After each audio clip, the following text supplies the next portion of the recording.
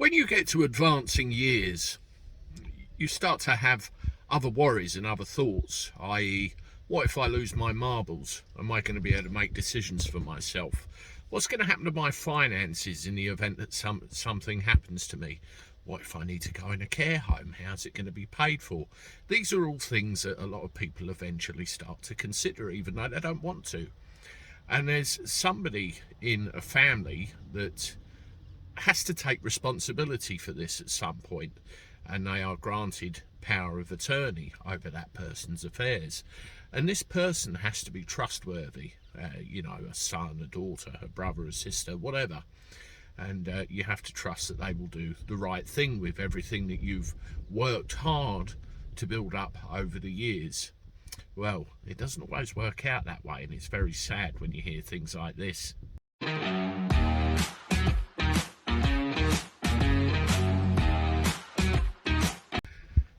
Howdy everyone, welcome back to the channel for a Tuesday. Hope you're doing all right. This will probably be the last video of the day actually, but it really, yeah, I didn't like it. I didn't like it at all. You see, when you get to towards the latter half of your life, you need to start making decisions, and you need to start making provisions about what's going on with you and how things are going to go from a point forward, depending on your health, your mental well-being and everything else.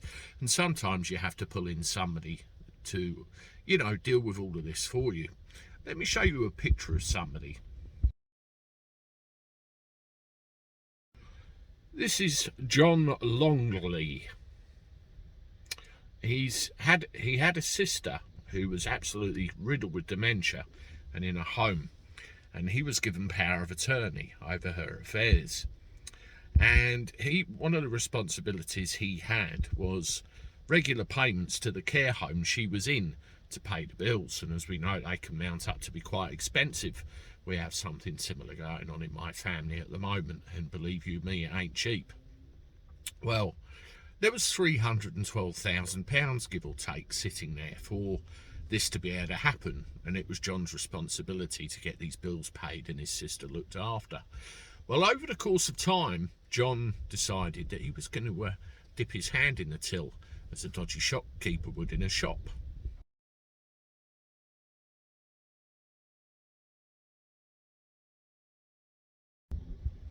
It was only little amounts, you see, the odd £100 here, the odd £100 there, but he even gave his son £100,000 to invest in a business that ultimately failed.